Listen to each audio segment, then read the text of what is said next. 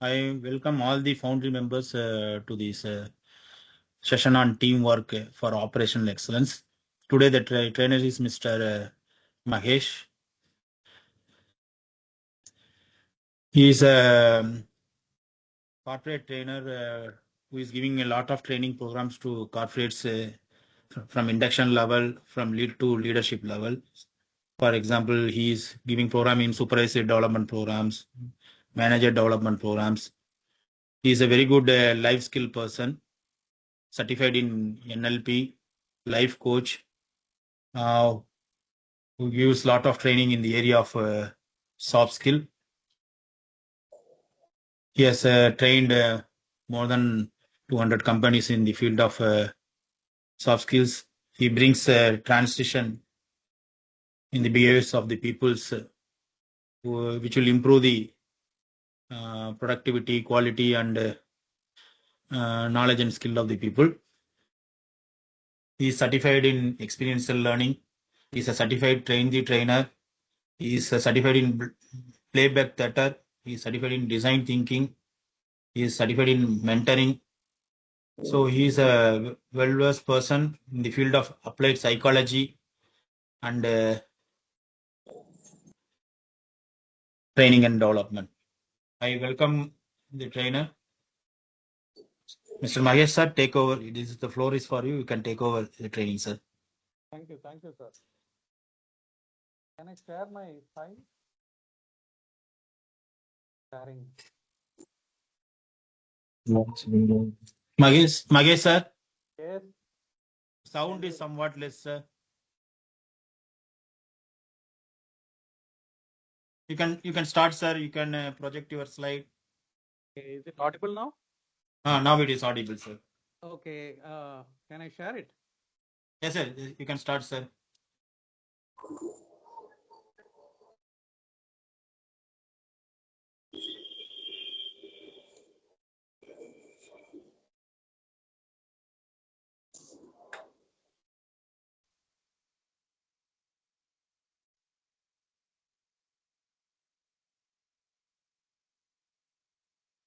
My slide visible? Yes, sir. Visible, sir. Okay. Very good afternoon to everybody. My name is Mahesh Krishnan. Thanks for the introduction, Mr. Gopalakrishnan gave. In fact, as you said, I've been into corporate training for the last 10 plus years, close to 30 plus years. I have experience in this field. Mainly, I've been with media, advertising. I've been doing recruitment, HR. So a variety of verticals I have been into. Training has been my passion, and for the last 10 years, I've been into core training. I've been in many verticals in India and also abroad, holding leadership positions. So basically, that is brief about me. I also connect with NGOs. I do mentoring for budding entrepreneurs who are starting small businesses. That is also part of my passion. So coming to our present topic, teamwork and collaboration for operational excellence. That's what Mr. Gopalakrishnan has given me, the topic. It's a very short time he has also provided. He said, 1.5 hours is what. But the topic is very, very interesting. How could we move this forward? Giving a lot of theories and, PowerPoint slides, too many contents will definitely bore in a session like this after post lunch. Yes or no? Can somebody give me a yes? We can Yes. continue, sir. Yes, sir, we can continue. So this will not be that boring, sir. In fact, I don't want to keep you, held tight.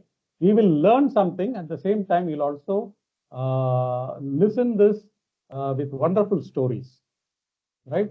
So Foundrymen is what you said. We are connecting with the industry people.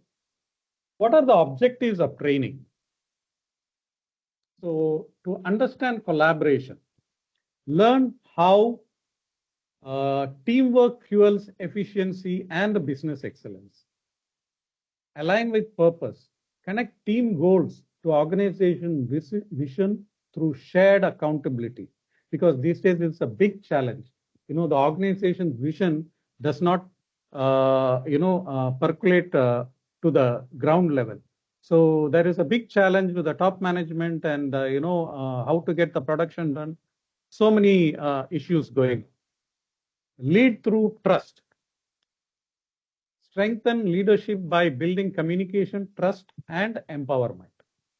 So leadership is a very important part in this topic. Drive cross-functional synergy. Break silos and enhance coordination across teams and departments. So the thing is, today in industry, every department is working on their own. They don't have the mindset to coordinate. Excuse me. Yeah, they don't have the mindset to coordinate, or there is no cooperation. Everybody is working on their own tangent. So this becomes a big issue, and there is no team network, there is no team management, team coordination is not happening. Solving problems together, tackle challenges through joint analysis and open collaboration.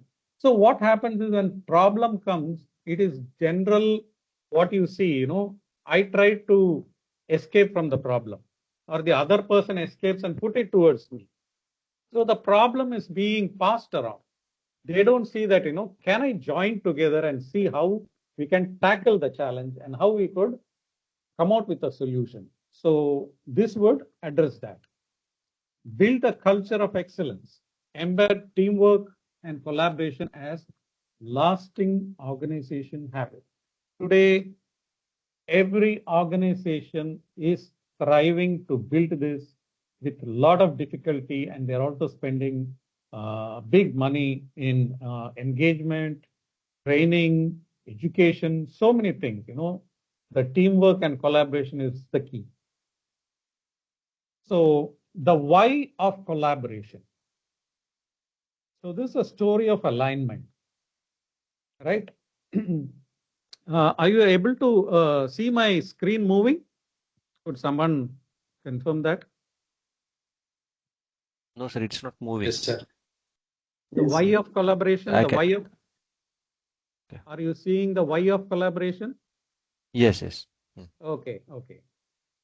So the bridge builders. So let's see a story, look at a story which everybody knows. I think everybody in India knows about this. Throughout the world, people know about this. Not only in India, a lot of other countries, apart from India, do have this part of this culture. Wonderful story. We'll just look at one event which happened in that epic incident. This is Ramayana. A group of engineers built a bridge connecting two landmasses in the epic story of Ramayana. Does anyone recall this part of the story? If someone could say yes. It would in fact make me convince, you people are attentive. Yes. Yes, I Thank you. think all of you knows this story. This story.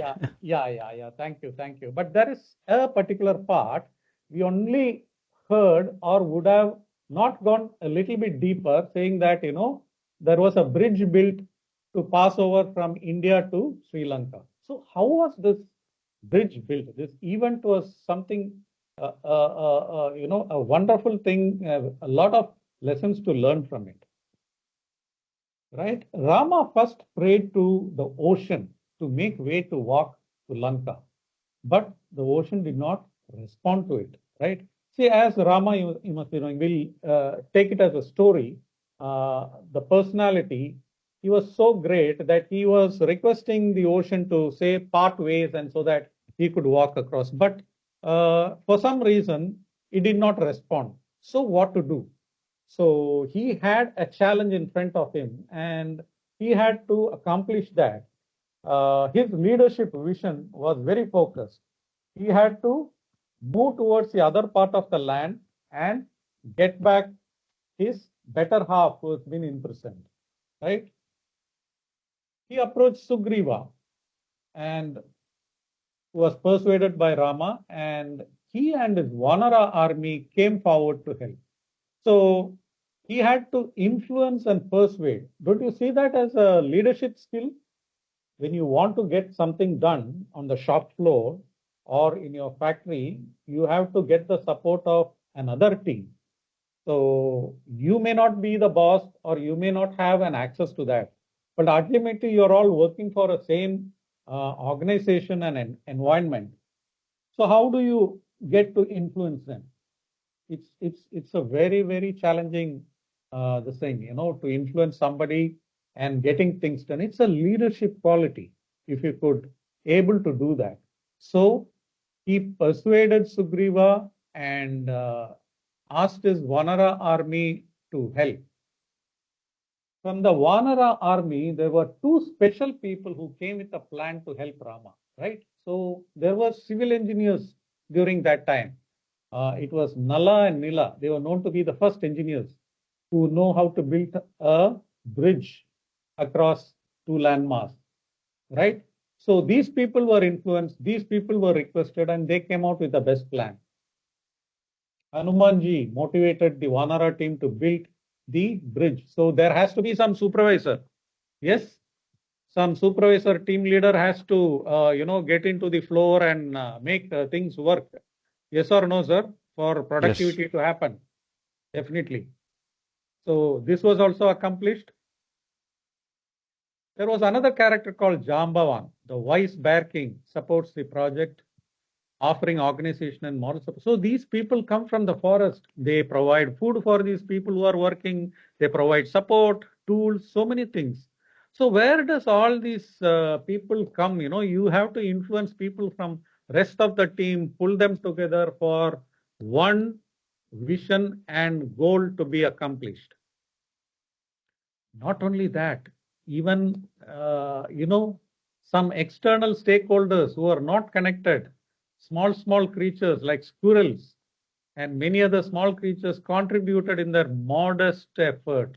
So look at the influence what Rama has made. Like as a leader, he has been very influential. And finally, the bridge was done successfully with so many teams working together, putting their uh, heart and this thing out, physical efforts, so many ideas going into it, and successfully they were able to accomplish that task. So this epic episode of building the bridge between the Indian peninsula and Lanka stands as a timeless example of collaborative spirit, team dynamics, effective communication, cross-function synergy, problem solving, and power of diversity and inclusiveness in overcoming formidable challenges. So diversity and inclusiveness, today D&I is something which people are very commonly speaking about. Have you heard about that? There's a separate department in the management, top management, and the HR is, rolling out a lot of programs, diversity and inclusiveness. Today, in an organization, if you see the people of different language, people speaking different language, people from different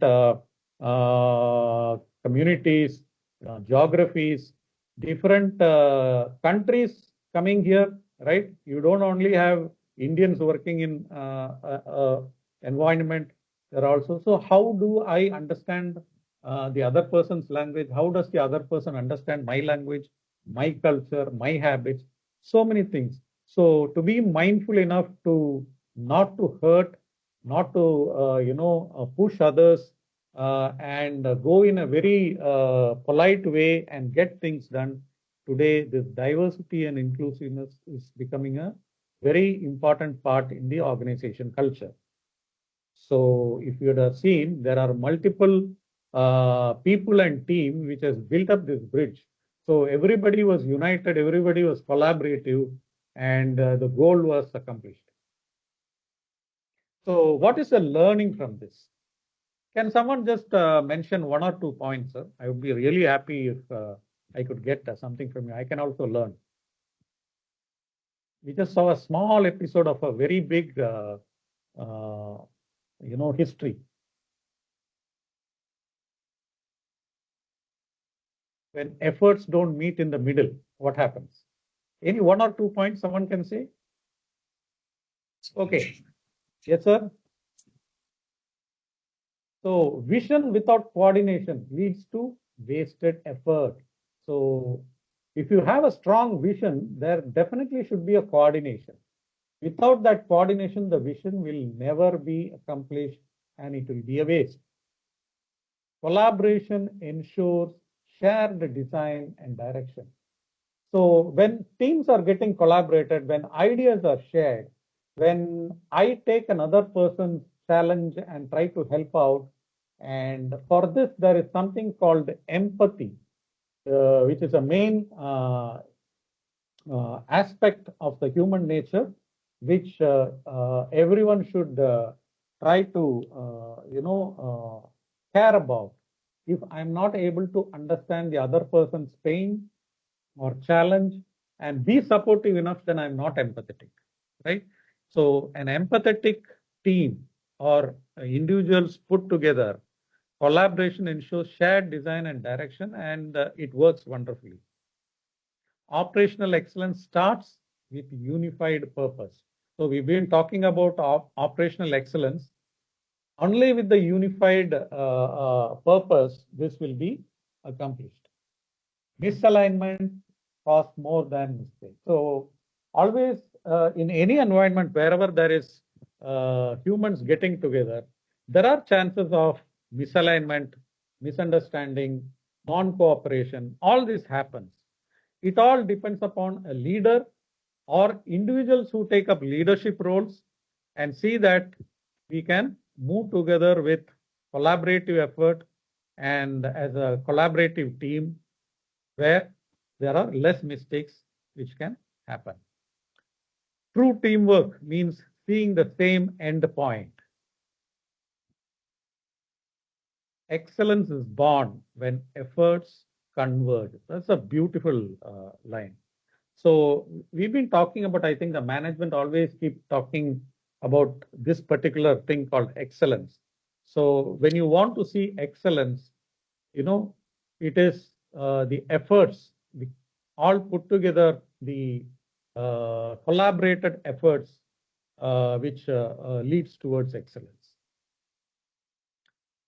Second one, building high performance team. So how do we do that? In a large organization, today we have even a small organization is what I see, 100 to 150, 200 and all that people are working, they say it's small. But beyond that, building high performance team in a large organization or maybe even a small organization. How do we do that? Is there any formula for this from your experience, or anybody could share?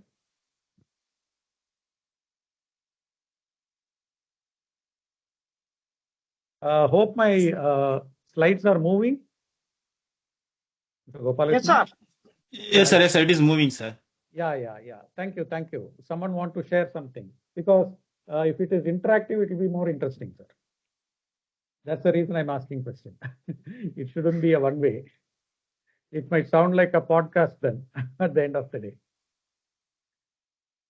Sir, So you can continue, sir. At the end of the Yeah. session, no, we can have a. Okay, fine. We'll do that. Building high performance team. We'll see how it is being done. So the insight is operational excellence fail not due to lack of talent, but lack of alignment. So this is key. The insight what we have to take from this is the operational excellence fail not due to lack of talent, but lack of alignment. You see this poster? Yes, sir. How many people seen this movie? Can just say yes. All, sir. All, sir. Most of everyone has Yes. seen. Fantastic. This is a beautiful movie. Very, very motivating. One of my favorites also. Building high performance team, right? So this is a story about a champion hockey player who was leading India's team, and Kabir Khan. He was the team captain, and he was trying to make his team victorious.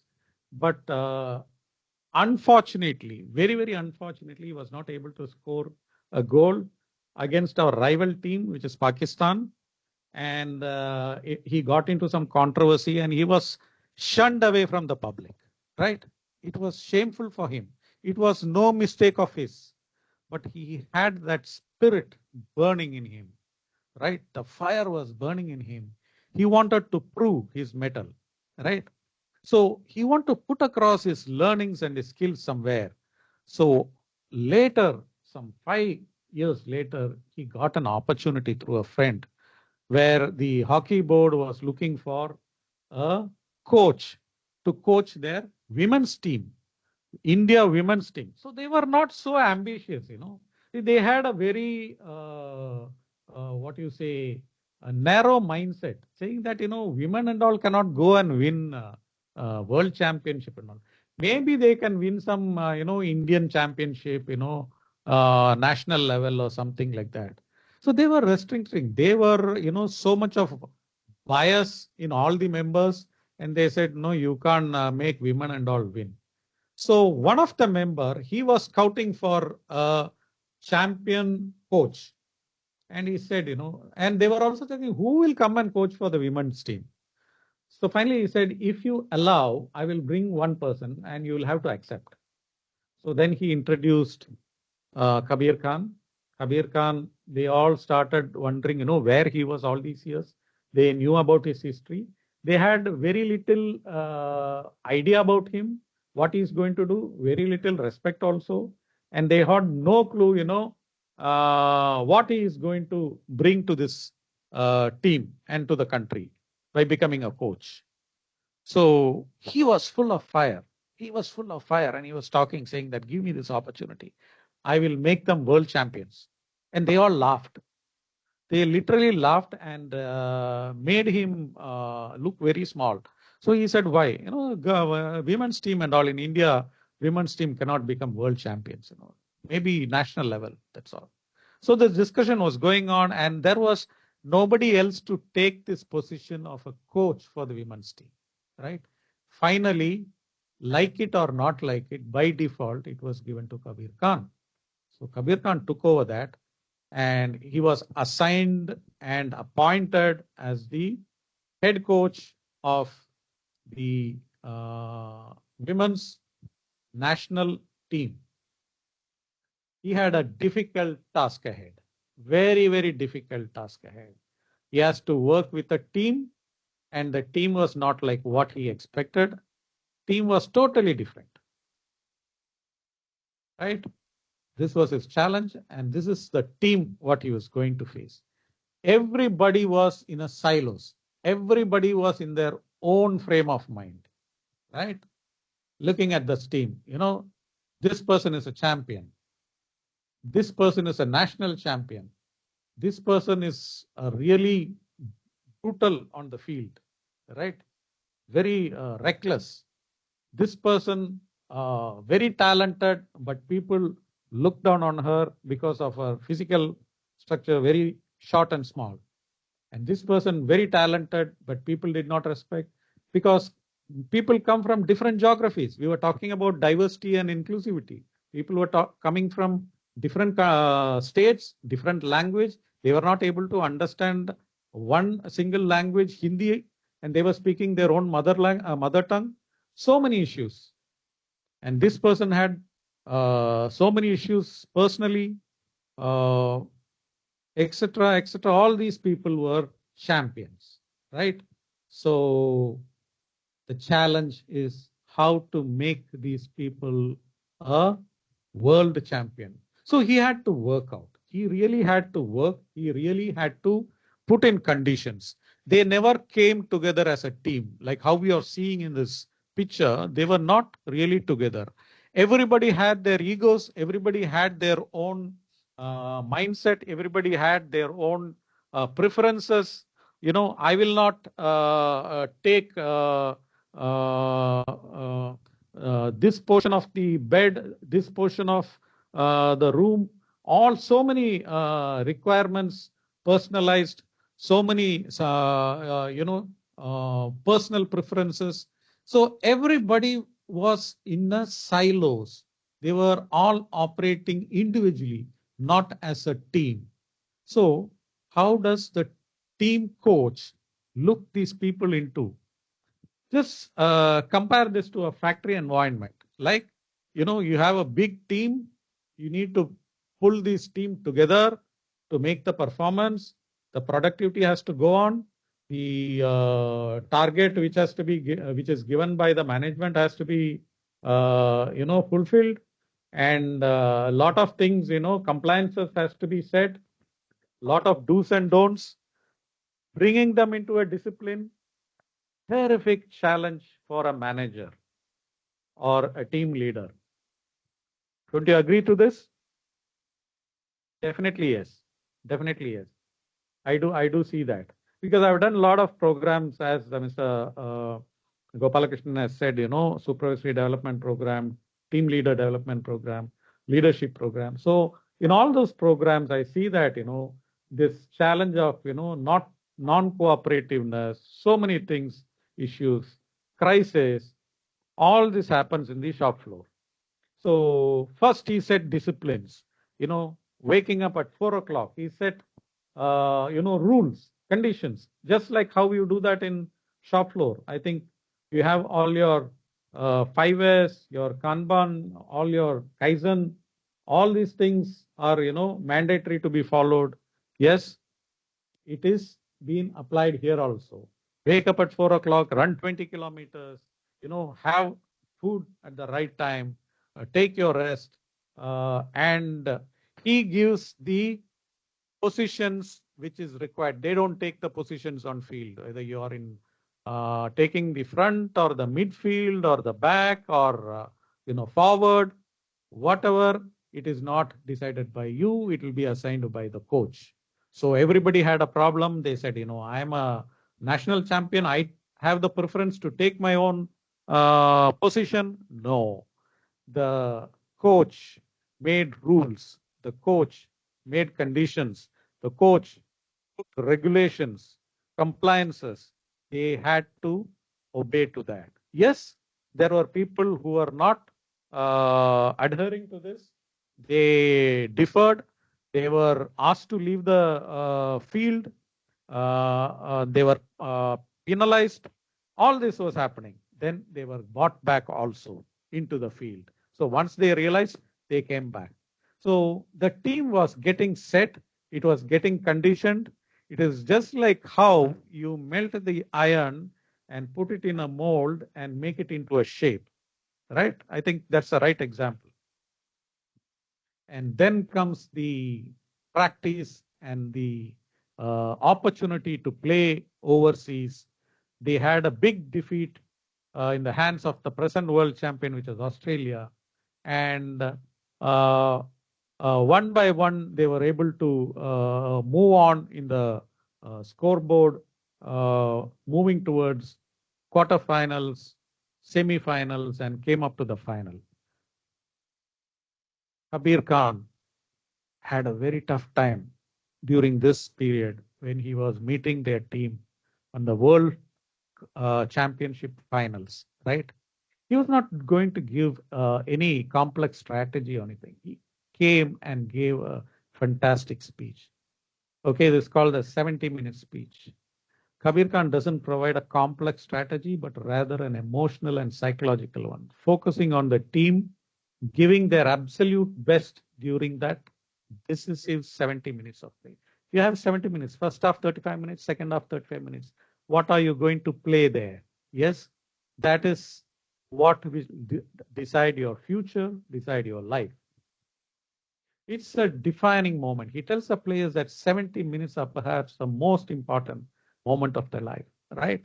You take decision, you take effort. You don't play for somebody else. You play for you. You play for your country. It's exactly how somebody performs, right?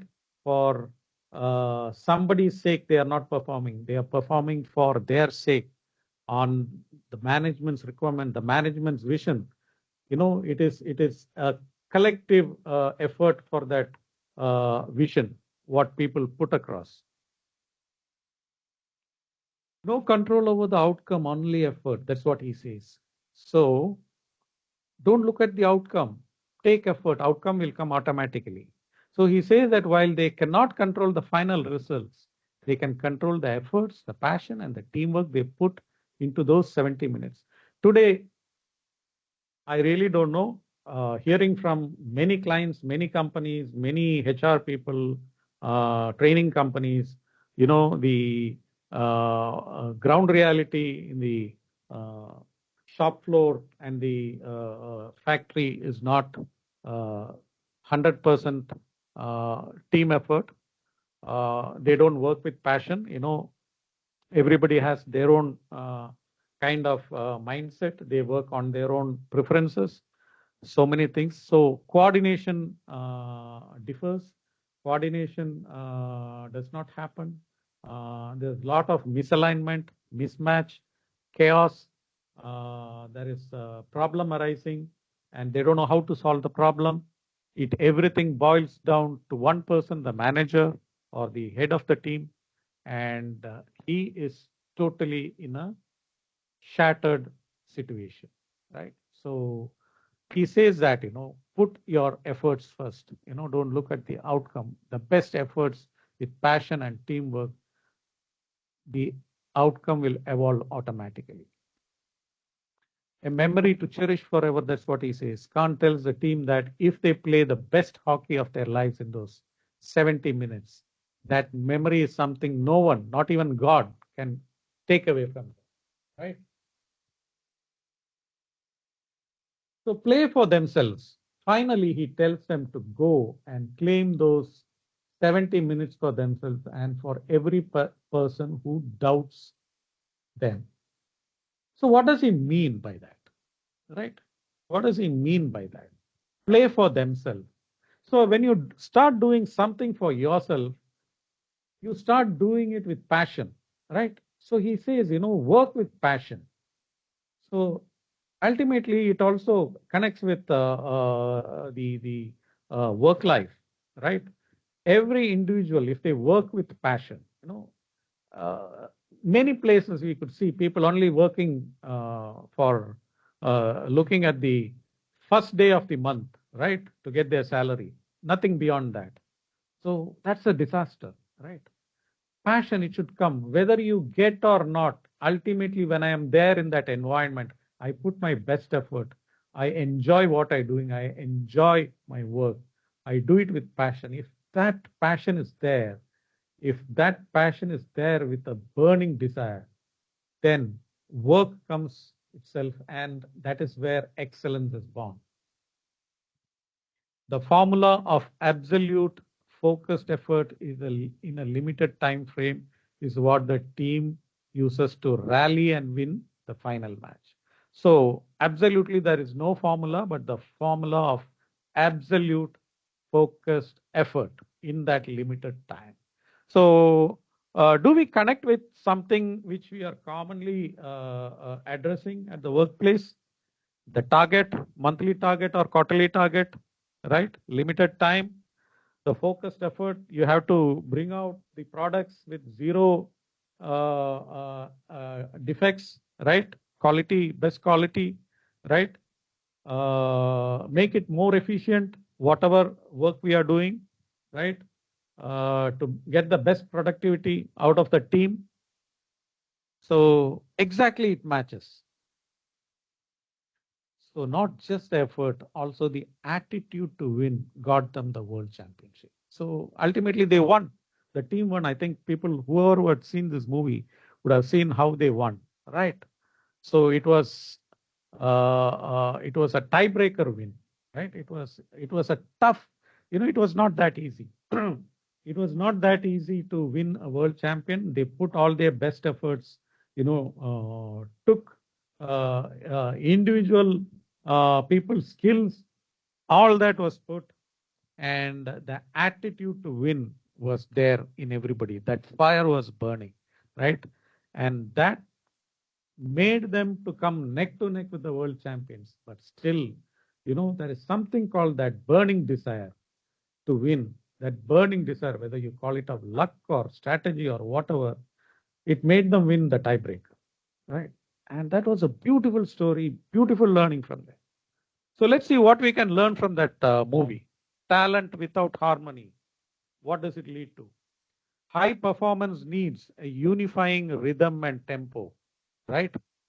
So performance, yes, a high performance team, it requires a uniform rhythm, right? It has to be like how a music composer is composing, right? The right kind of flow, the right kind of music, the right instruments at the right time. It becomes a wonderful song. It's like a symphony. That's what it denotes. Leadership acts as the invisible conductor, right? Uh, I think the coach, Kabir Khan, he only set sort lot of conditions. He was only facilitating. He never made anything great, right?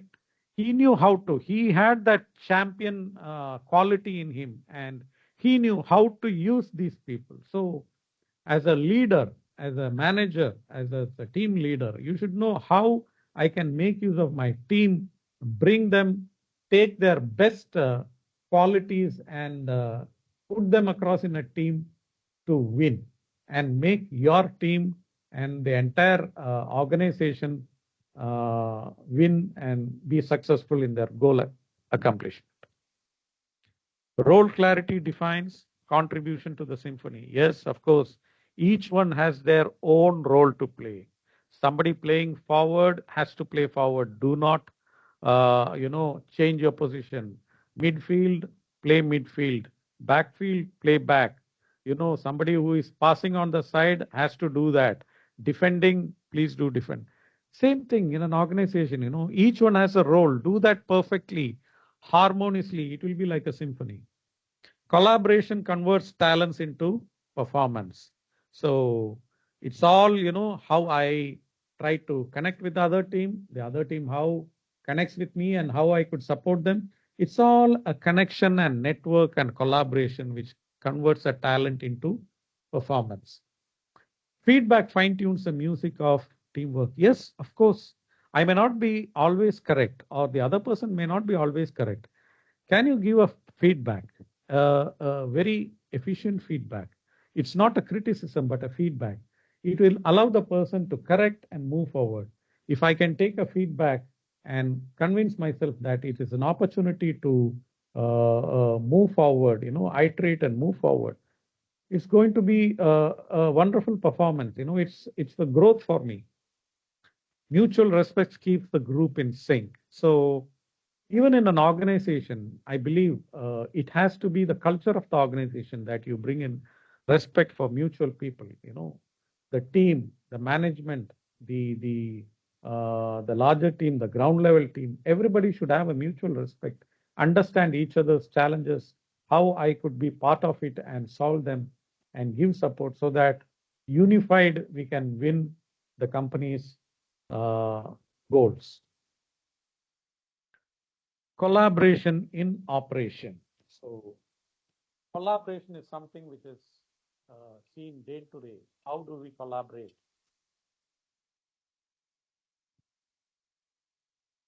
Is collaboration, real collaboration happening? I really don't know. Is 100% collaboration really happening? If at all, I really don't know. Does people know what collaboration is? Ultimately, that is again a question. So even if they don't know, that is a big challenge. So while sir, can that be muted? Can be, yeah. Thank you, sir. Thank you. So in operation, any operation process, there should be a continuous coordination. It should be in sync with the other parts. So if the collaboration does not happen, it will be a mismatch, right? And it will end in chaos. The insight. What is the insight of it? Operational excellence comes not from individual brilliance, but from disciplined teamwork, right?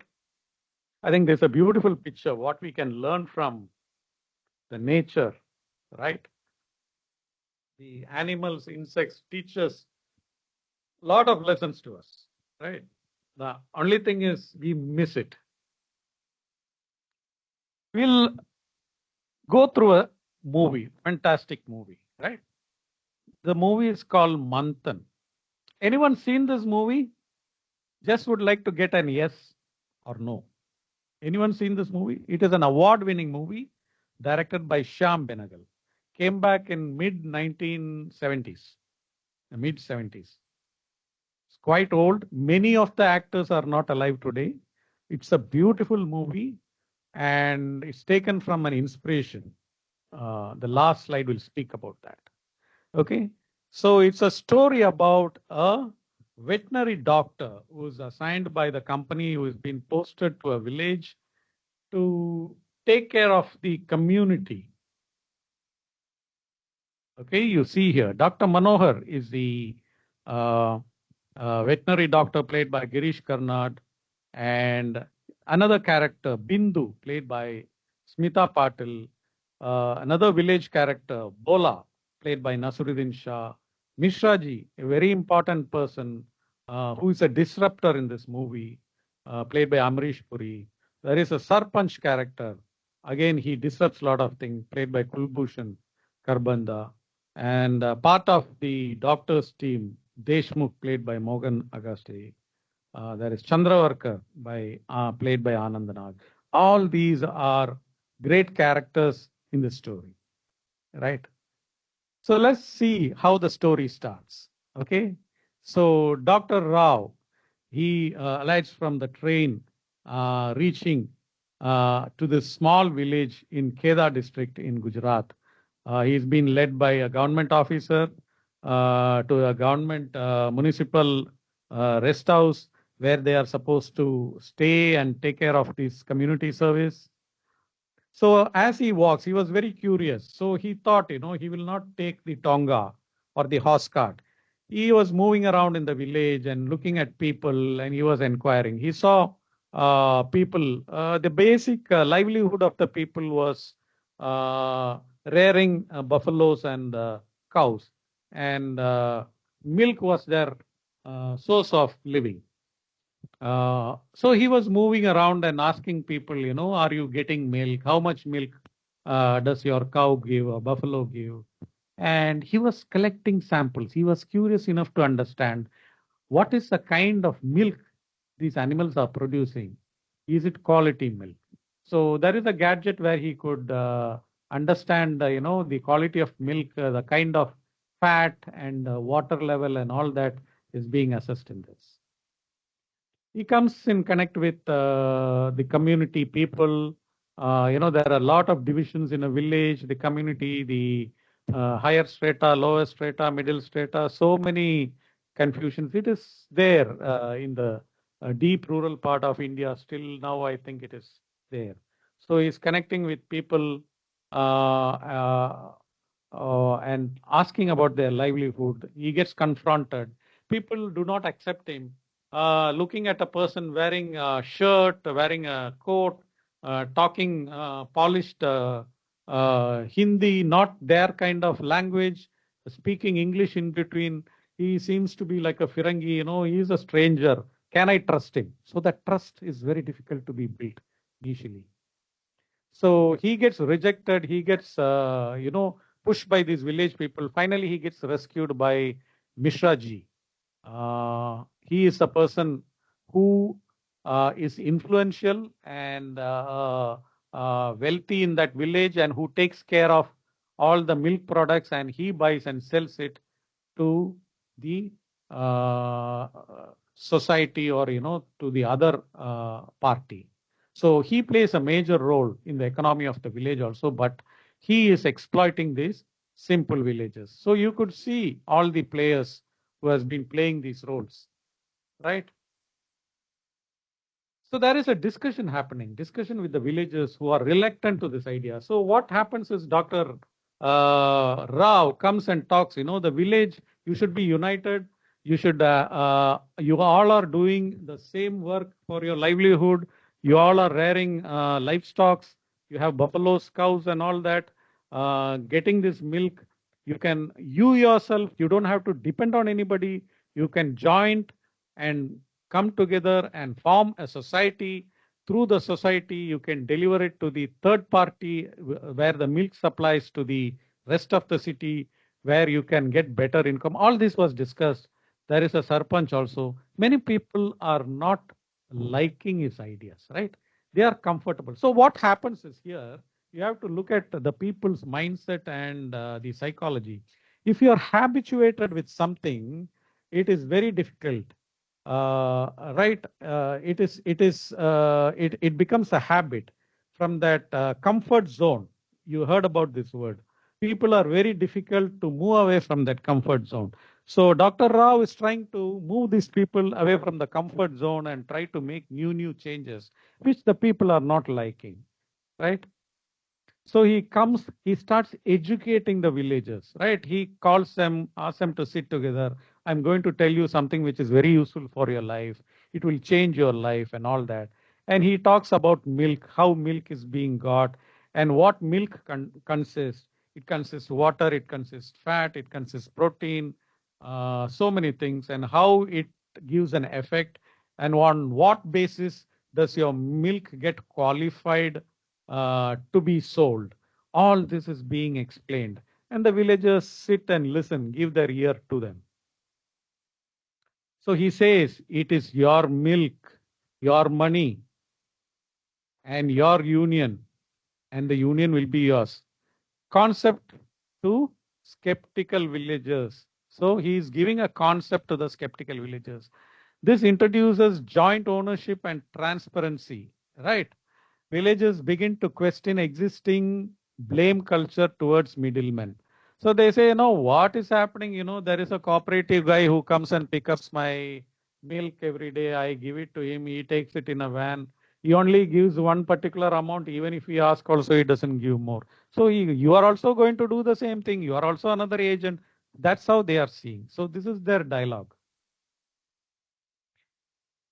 So the conflict at the milk collection point, okay, what happens is the reluctant players, see, there are some disruptors, the Sarpanch and the Mishraji, who is the influential person in that village. So he is exploiting these people, right?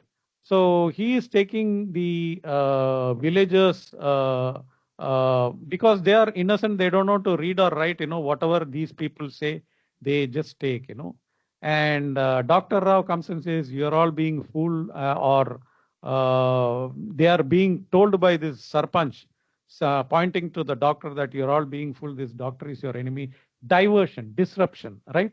Have you seen this kind of activity happening in an organization? There will be some elements to disrupt the normal workflow. There will be some elements there will be some team also to disrupt proper working functionalities. So how will you unite all and connect? When there is one bad apple, it will spoil rest of the apples in the basket. That is what it is a proverbial saying. So what will you do? What is the way forward? So the village council scene, what happens is panchayat debates the future of the cooperative amidst the caste and trust issues. So they all have this thing, he is of higher caste, this person lower caste. I cannot go and give milk to this person. I cannot sit together along with this person. So many things in rural village. See, this is actually a situation. This is a live situation. This is not fiction. This is actually a live situation, right? A complex condition. How can this be, overcome? I think definitely you people would have seen a lot of these kind of radical things happening in the factory environment. So Rao says, I'm not here to make enemies. Let's work together to improve the conditions of our village. So he's giving hope. He's giving hope. He is very genuine. He's got people to support. He's got two people with him to work along with him and also, educate people. But, there are these disruptors like the Sarpanch and, Mishraji, who is trying to extract benefit for their, welfare. So what happens is the milk testing and accounting. So implementation of transparent milk testing and payment process. So what happens is everybody were given the same amount in the earlier time it was submitted to the Mishraji's society. So milk has variation. So Dr. Rao has got this unique method of assessing the quality of milk. So he says, why don't you check the milk and, see if the fat contents are more, I can pay you more. So this motivates the villagers. So transparency builds operational reliability. Villagers witness fairness, replacing rumors. So in a workplace, when somebody is appreciated for good work, somebody is being promoted, when somebody is given facility based on his service and all that, it actually motivates rest of the team also. So the leaders play a major role. Crisis and collective action. Contractors sabotage operations, right? So the contractors, they are also a part of the disrupting team. So they sabotage, they don't pick up the milk when the villagers give it directly to them, not through the Mishraji's society. So villagers unite to protect the cooperative. So joint ownership and team learning drive resilience under pressure, right? So when every team has got a cooperative effort and joined together for a unified goal, okay, whatever disruption come under resilience or under pressure, you can move towards progress.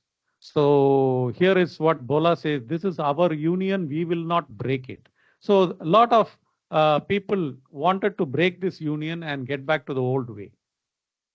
The way forward: milk trucks begin operation under the cooperative management. Finally, the milk truck people who are picking up, they come under the cooperative unions pressure and they succumb to that. So team wins, team cooperation win, team efforts win. This symbolizes transformation from blame to cooperation, community achievers, operational self-reliance. So I was talking about an inspiration. This movie is inspired by the legendary work of Dr. Kurian, the founder of Amul. Dr. Verghese Kurian is known as father of white revolution. The interesting fact is this movie was entirely crowd funded by 5 lakh farmers who donated 2 rupees each, right? And Manthan is the first crowd funded Indian film. What a great movie, what a great learning. So what do we learn from this? Fixing problems, not people, right? In a work environment, let's try to fix problems, not the people. Sometimes unnecessarily we blame people, point fingers at someone. Blame will divide, collaboration will unite. Very true. Shared review eliminates blind spots. Cross-functional insight solves recurring issues.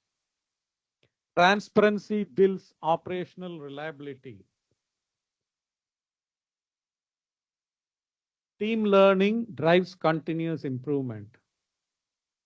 Joint ownership creates speed and trust. So it's all these points, all these 6 bullet points, exactly what we saw from the movie can be just transferred to a shop floor environment or a workspace. Exactly, it will show results if this is being done. Overcoming barriers. So how do we overcome the barriers? Definitely there are barriers. Life is not easy, sir. Life is never easy. Every day is a challenge. Every moment is a challenge. We see different kind of problems arising. Today's problems is not tomorrow's problem. Tomorrow it is totally new problem. How do we overcome all that? So the insight, right? Operational excellence is achieved when team collaborate to remove friction, not assign fault, right? In a team, if the operational excellence is want to be achieved, the team has to collaborate to remove any small challenge, any small friction, any small incident of problem, right? Do not see that as somebody's fault. This person had something, that person didn't do like that. Absolutely no. Is my screen visible? Could Mr. Gopalakrishnan say? Yes, sir. Yes, sir. It's visible, sir. Is visible, right? We can just see a video. I'm just playing a video.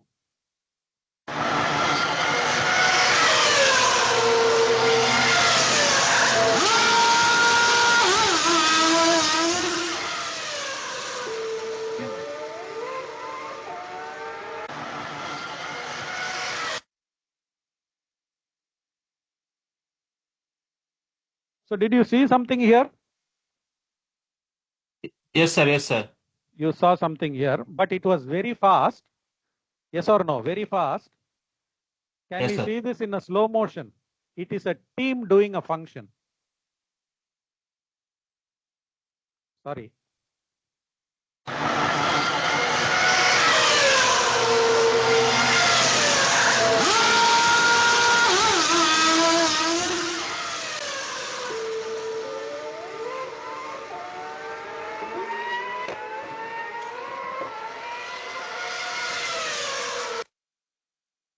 So this is a teamwork. Everyone is doing his or own job. No one is interfering in others' work. We can watch this in slow.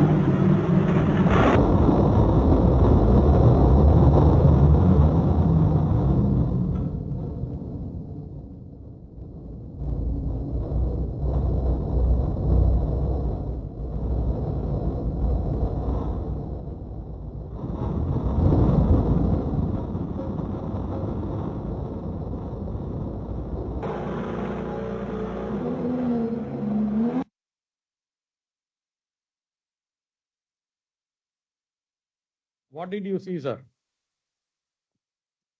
Someone, I just want a response. I would really appreciate.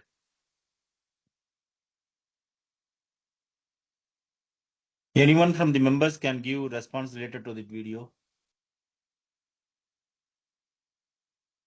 Roles are clearly defined. Who has to do what? Exactly, sir. So 4 wheels are there in the Formula car.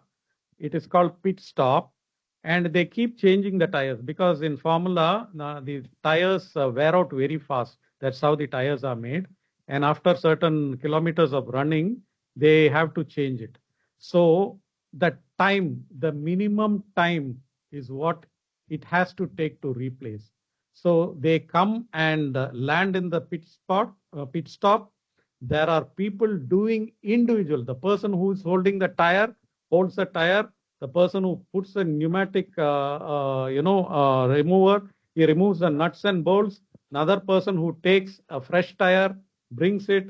Another person replaces it, and the person again fastens it with the nuts and bolts. Each one does their own job. Nobody is interrupting one another's roles, right? Perfect harmony. Does anyone know what is the world record? Changing these 4 tires, the world record today is 1.80 seconds. 2023, I think it is in Qatar, they achieved this. McLaren's team. 1.80 seconds, right? Just like snap of a finger is more. So fast they have done. So what is the learning from this? Together to the top. Overcoming silos means pacing with the slowest, right? Can we overcome this? I can come out of it and start collaborating with one another. I do not only operate on I should be supportive to the other people also. Shared rhythm ensures everyone succeeds together. Trust is the rope that holds the team firm.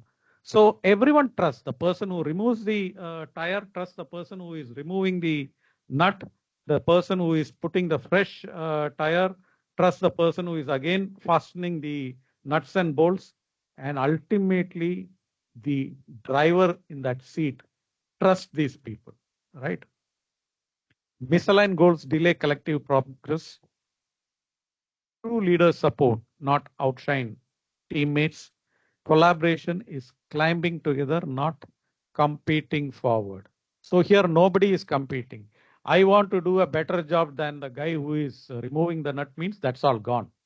That one side of the tire who plays havoc, the entire functioning of that Formula One car will go for a toss. So fifth one, sustaining excellence. So we've been talking about collaboration, cooperation, all that, and how do we come towards sustaining the excellence, right? What do you mean by excellence, sir, in workspace? Can I have one or two response? I think most of the leaders or managers will be using this word. We need to create excellence. And how do we sustain that? We have seen so many videos and so many stories before, which all had this part. So let's see the insight. Teams succeed not by speed, but by synchronized endurance. Right? Do you agree to that? Teams succeed not by speed. I do my works fast, but I don't care for the other person who is behind me or who is part of my team. I absolutely don't care. I finish my work, I go exactly at 5 o'clock, I leave. Today, many places, some people have that mindset. Absolutely, it is not a proper team effort. It does not support the other people. So let's get into a very interesting topic. I think everybody would love this. What do you see here?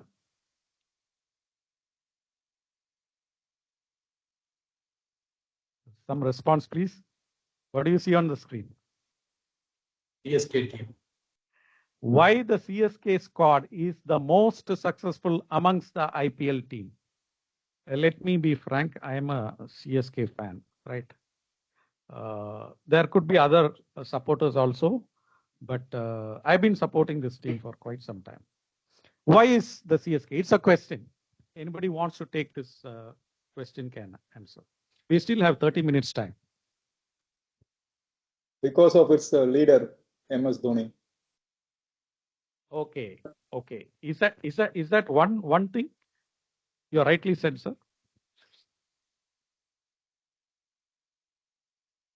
Okay, let's see why it is. So it is a question, and sometimes people can also challenge. So I have to provide this thing, no facts, no. So this is the IPL winner and runner list from 2008 to 2025, right? 2010 Chennai Super Kings, 2011 Chennai Super Kings. All these are winners, okay, winner of the cup. 2018 Chennai Super King, 2021 Chennai Super King, 2023 Chennai Super King, right? So they won 5 times, right? Runner up again Chennai Super Kings 2008, 2012 runner up Chennai Super King, 2013 runner up Chennai Super King, 2015 runner up Chennai Super King, 2019 runner up Chennai Super King. So they had again 5 chances again to become winners, right? Maybe a small edge over for the title winner because they became runner up. So look at the number of hits. Look at how close they have come. So isn't this a real winning team? Can you call this as a winner? I'm not biased. I'm not biased on any other teams. Because rest of the audience may have liking towards some team. I'm not biased. Can I get a proper response? If somebody could. Does this fact show that the Chennai Super King is the real winner in the IPL list till 2025? Yes, sir. Can we take it as a yes? Yes, sir. Yeah. Right. So here, winners by number of titles. Chennai Super Kings, 5 titles. Mumbai Indians, they also won 5 titles. Okay. We still have champions, right? Kolkata Knight Riders, 3 titles. Runner-up by numbers of finishing second. Chennai Super Kings, 5 times runner-up. Royal Challengers, Bangalore, 3 times runner-up. Sunrise. Sir, can you please mute? Can somebody mute their... Yeah, thank you. Thank you. So Sunrisers Hyderabad. So for an argument's sake, I still say Chennai Super Kings has got an edge over with the rest of the team as a best team, right? Why? So why was the question? I think somebody came with an answer. It is because of MS Dhoni. But why MS Dhoni? Why does not other teams have champion captains? Mumbai Indians won 5 titles. No, they have their captains. But why only Chennai Super King? Sir, who supported Dhoni, can give me an answer to this?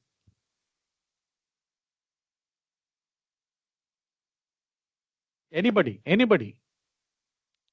Why MS Dhoni? End of the day, this is a question. Why is that? Many people say, why MS Dhoni? Leadership, decision making, teamwork. Wow, fantastic, sir. Fantastic. So he is a tall figure. He is a tall figure in the game of cricket, Indian cricket, international cricket also, right? So look at the team, he's got these team.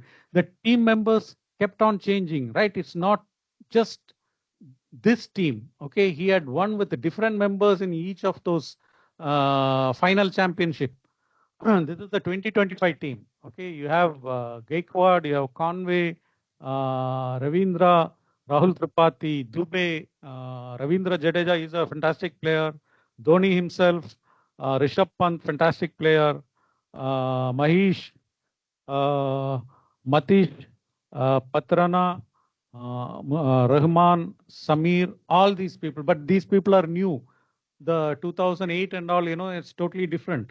So how is that MS Dhoni able to make the team win with different players? Isn't that challenging? I think somebody gave some 3 vital points, right? Look at this team.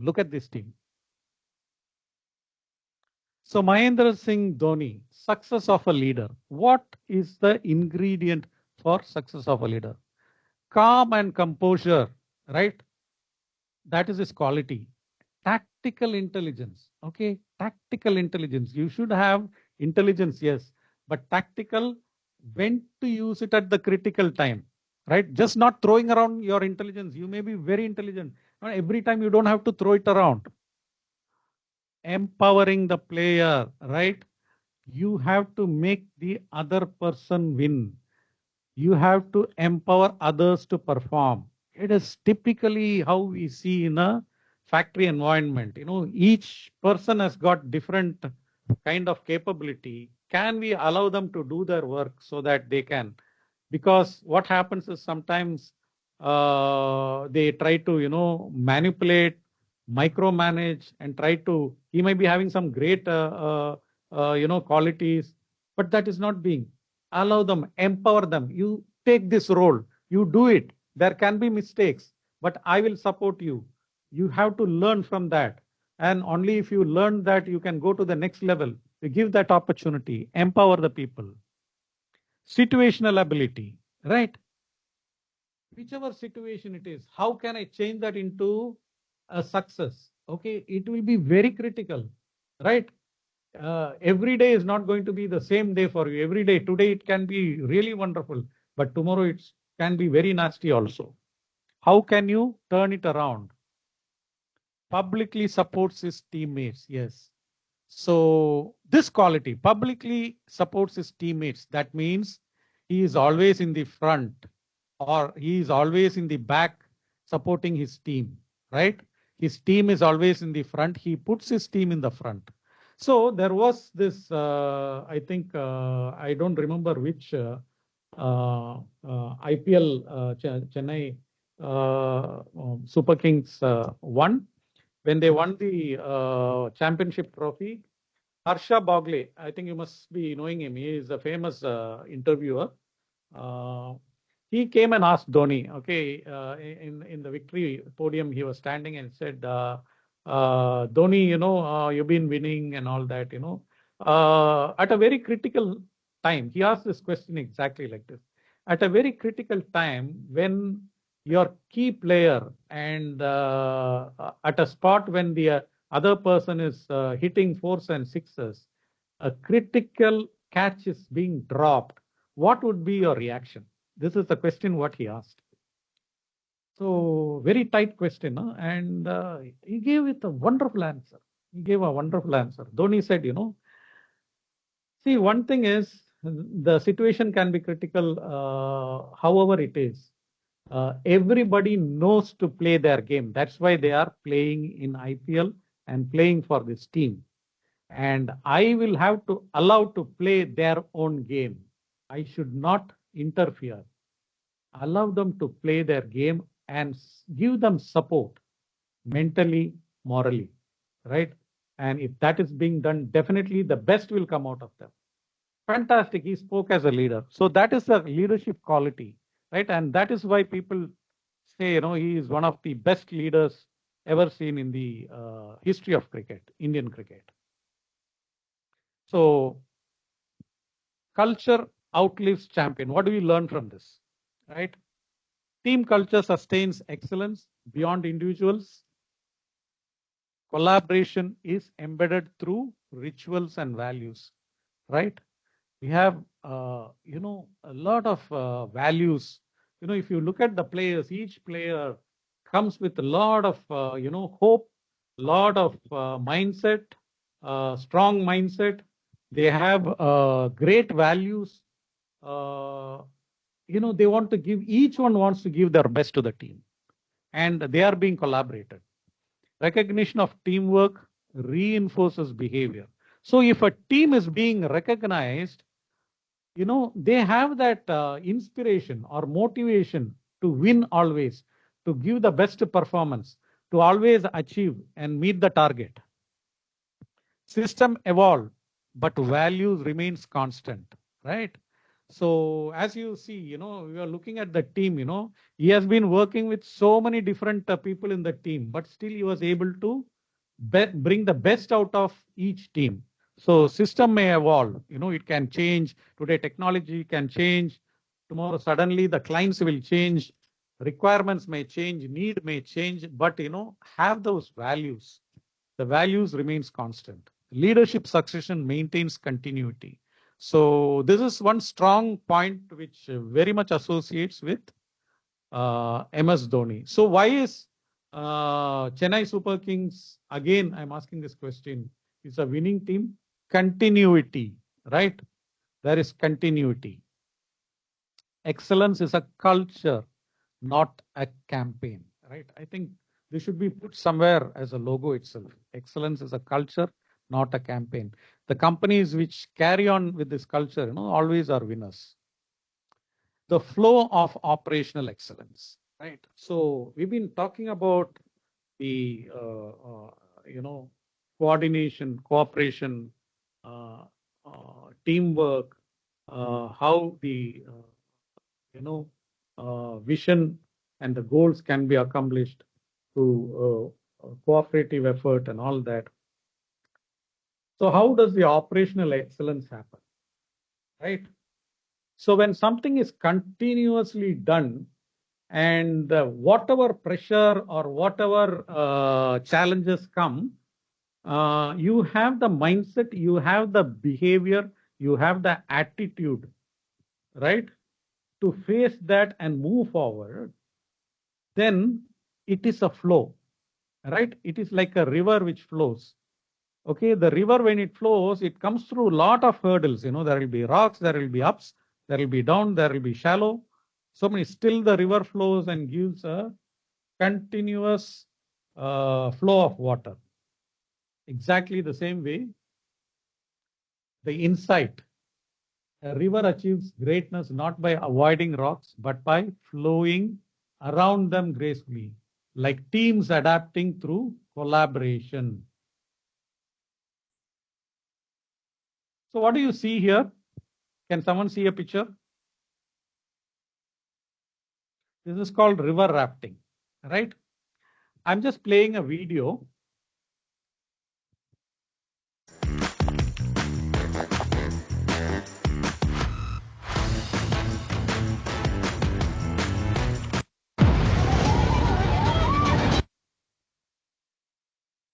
Let me fast forward a bit little.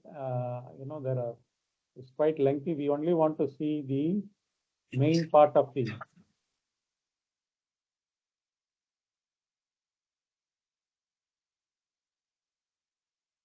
In case नहीं हो पाता है T से T lock करके 6-7-8 foot तक rescue कर सकते हैं जो आपकी बोट को लिटरली हवा में उड़ा देगी और कुछ ऐसी मेजर रैपिड्स में आपको ये भी फील हो. Yeah, Gopal Krishnan, you're able to see the video? Yes, sir. Yes, sir. Okay. Please watch the video. See how the people, it's a team which is rowing this raft, right? It is not smooth. The water is not smooth. The terrain is not smooth. It is highly turbulent. Just watch their body language. I just muted so much of noise there.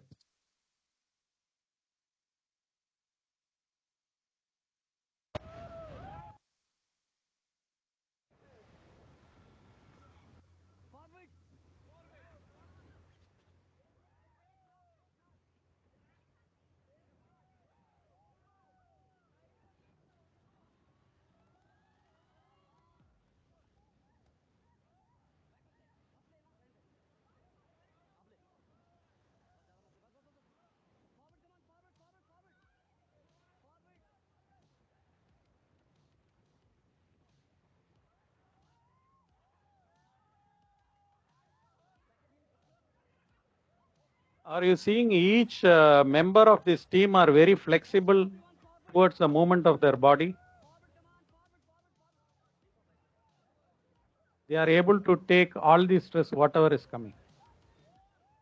The only objective is moving forward, overcoming the challenges, the hurdles.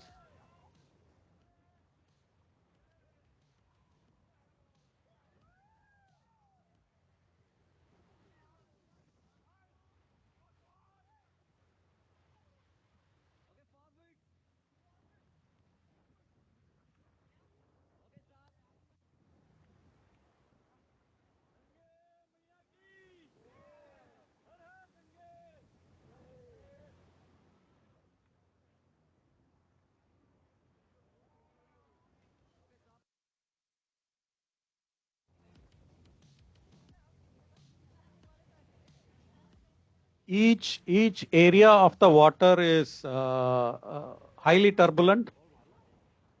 One side is not like the other side. Very dangerous also. They have to have a lot of safety gears.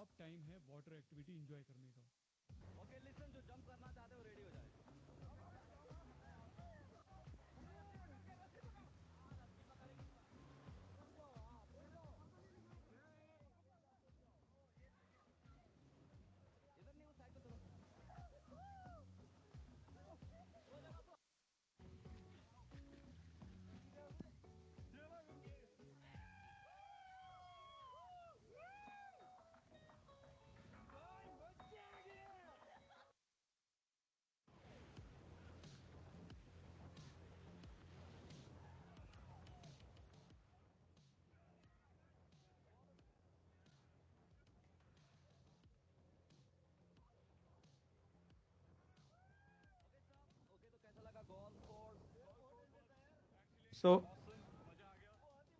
yeah, so I'm just forwarding it. It's going to be the same.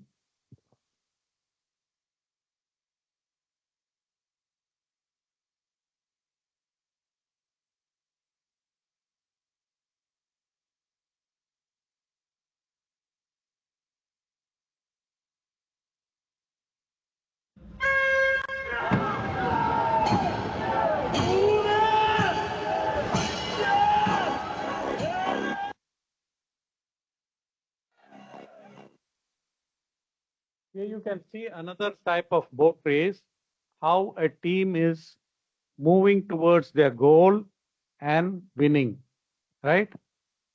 What is the team effort they are putting? A lot of things to learn.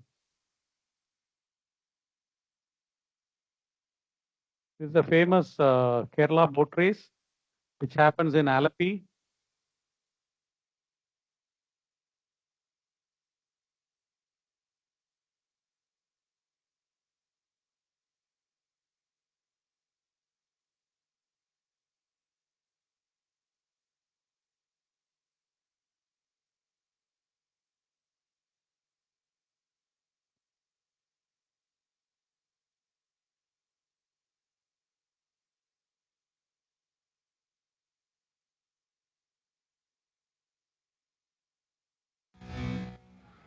Little bit sound. Karuwata. The second race of the CBL at Karuwata in Alapura district was a proof of this excitement and enthusiasm. Even this river is not, safe. It is highly deep, dangerous. Lot of accidents, fatal accidents happen in this place. Look at how these people start. Each team. There was a close fight in the heats itself. In the finals, Mighty Oars or Nadabangam Chundan edged past Tropical Titans or Mahadevikar Katal Tekatil to emerge victorious. There was a difference of only 6 microseconds between the two. Ripple Breakers or Viyapuram Chundan grabbed the third position.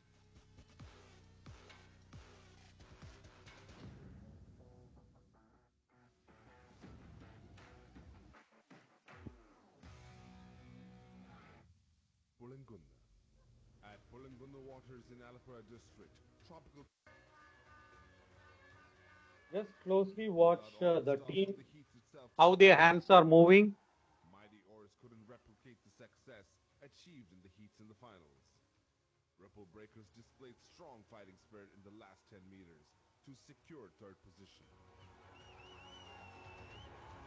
Oh. The second, third, and all photo finish only. Yeah, so that was just for a demo. So flowing around challenges. Did we see challenges here? Yes, no? We saw two turbulent conditions, real dangerous situations. Did we see challenges here? Someone could say yes or no? Yes. Yeah, definitely, definitely. Thank you. So obstacles are part of the journey, not the end, right? You have to anticipate. There is going to be something not going to happen right away. Let's face it. Let's see how we could overcome that, right? Teams evolve by adapting, not resisting. Collaboration helps find smoother paths. Operational excellence is resilience in action, right? So we were talking about the operational excellence. It is resilience in action. How you overcome. You see that river rafting, each member had their body bent to what all degree you cannot know. 360 degrees they were bending. So flexible, so agile they were to keep that raft floating. If one person moves in the wrong direction, another person will be affected and it can overturn the raft also. It has overturned. A lot of accidents do happen. That's why they are moving with so many safety gears, helmet, safety jacket and all that. The river never stops learning new routes, right? Exactly. Like our life keeps on evolving, new technologies come, new challenges come, we face adversities. How do we face resilience and operational excellence? Flowing together sustains progress endlessly. So team adapting with a team and moving towards, moving with coordination wins, makes you a winner. So what are the key takeaways? We are at the end of this session. What are the key takeaways? Someone could contribute. No, we have seen two movies. Two sports, from the movie also, case studies of real life incidents, adventure sport. What is the takeaway? If somebody says, what did you learn? I would be really happy, giving you this short session. I would really be happy if you could tell out one or two words. Teamwork and collaboration. Fantastic, sir. Fantastic. Great. Teamwork drives result. No excellence is sustainable without collective effort. Collaboration builds agility. Togetherness enhances adaptability to business change. Right? If a organization is winning, means you can see a great team behind that. Leadership is enabling. Great leaders inspire cooperation, not control. So someone as a leader has to see that you have to delegate a lot of work to empower the person under him so that he becomes the next leader. Trust is foundational. Without trust, collaboration is superficial, right? Just how you saw in those boat race and all that. I trust him, he trusts me. Without that trust, definitely we cannot move together as one. Operational excellence is ongoing. It's a continuous cycle, not one-time goal, right? Today I do fantastic. It doesn't stop here. Continuously, we're taking the example of CSK, right? Consistency, consistent winners, right? That's why the trust is there. Culture is the anchor. When teamwork becomes culture, excellence becomes a habit. Fantastic. It's a great line. When teamwork becomes culture, excellence becomes a habit. So there's something new which has to be inculcated. Final reflection. Excellence flows through collaboration, trust, and shared purpose. Right? Excellence flows through collaboration, trust, and shared purpose. My problem, his problem is my problem. My problem can be solved through another person's help, and that will build trust. Only collaborative approach can make the team move forward, and it will achieve the organization goals. So we come to the end of this. Thanks so much. If you have any queries, you can please, or give feedback, you can please voice out. Thank you so much. I thank Gopal Krishnan and his team for giving me this opportunity. Thank you, sir. Members, if you have any doubt, if you want any clarification or require any training, you can utilize these services. Now, I think if you have anybody having any questions?